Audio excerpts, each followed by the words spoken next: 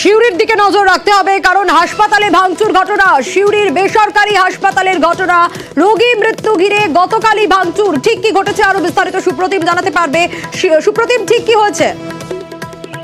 দেখো, গতকাল সিউড়ির বেসরকারি যে হাসপাতাল সেখানে ভাঙচুরের ঘটনা ঘটে রোগী মৃত্যুতে, এবং সেখানে আইসিইউ থেকে ওয়ার্ড সমস্ত জায়গা ভাঙচুর করা হয় এবং তারই সেই ঘটনা তদন্তে নেমে পুলিশ গতকাল রাত্রে একজনকে আটক করে আজকে তাকে গ্রেফতার করা হয় এবং সরাসরি পুলিশ যেটি জানতে পেরেছে এই ব্যক্তি কিন্তু এই ভাঙচুরের সঙ্গে যুক্ত ছিল এবং বেসরকারি হাসপাতালে যে ডাক্তার ছিল তাদেরকেও হেনস্থা করা হয় বলে অভিযোগ হয়েছে এবং তারপরে কিছু পুলিশ নড়েচড়ে বসে এবং একজনকে এই ঘটনার সঙ্গে যুক্ত তাকে কিন্তু আজকে গ্রেফতার করা হয়েছে, আজকে তাকে আদালতে তোলা হবে। বেশ,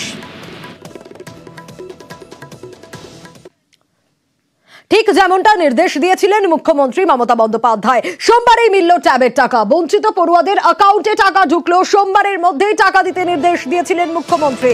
পূর্ব বর্ধমানের 84 পড়ুয়াকে ট্যাবের টাকা দেওয়া হলো। এই 84 জনের টাকাই চলে যায় অন্য অ্যাকাউন্টে। তাই মমতা বন্দ্যোপাধ্যায় নির্দেশ দিয়েছিলেন যাতে সোমবারের মধ্যে এই 84 জন পড়ুয়ার অ্যাকাউন্টে ঢোকে ট্যাবের টাকা। টাকা পেলে? হ্যাঁ, ট্যাবের টাকা পেয়েছি। কি হয়েছিল? প্রথমে এখন আমরা ট্যাবের টাকা দেয়, ফার্স্টবার আমরা পাইনি, সে ব্যাপারে আমরা হেড স্যারকে জানাই। আমরা হেড স্যার আমাদের একটা লিস্ট বানাই, আমরা যারা পাইনি সেটা হেড স্যার লিস্ট বানিয়ে ডিআইকে পাঠাই এবং ডিআই আমাদেরকে খুব সুবিধা হয়েছে। আমরা এখন এই ট্যাবের টাকা আজকে ঢুকেছে আমাদের।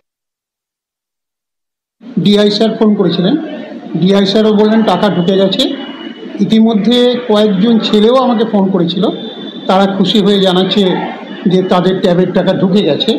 তবুও ডিআই স্যার বললেন বাকি যে কয়েকজন এখনও ফোন করেনি তাদের কাছ থেকে একটু ফোন করে কনফার্ম হতে যে প্রত্যেকেরই টাকা ঢুকেছে কিনা। যাই হোক, অবশেষে যে টাকাটা ঢুকেছে এতে ছেলেরা সত্যিই খুব খুশি এবং আমরা আনন্দিত, কারণ আমরা যে গত কয়েকদিন ধরে যে প্রচুর পরিশ্রম করেছি শেষ পর্যন্ত যে সেটা সফল হয়েছে, এর জন্য আমরা খুব আনন্দিত। আমাদের জেলায় 27টা স্কুল থেকে 85 জন পড়ুয়াদের থেকে আমরা এরকম অভিযোগ পেয়েছি যাদের অ্যাকাউন্ট নাম্বার দেওয়া হয়েছিল সেই জায়গায় আনি অ্যাকাউন্টে টাকা চলে গেছে।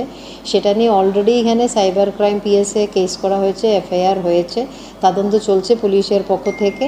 আর আমরা অলরেডি এই 85 জনের মধ্যে 84 স্টুডেন্টসের অ্যাকাউন্টে টাকা অলরেডি প্রসেস করে পাঠিয়ে দিয়েছি।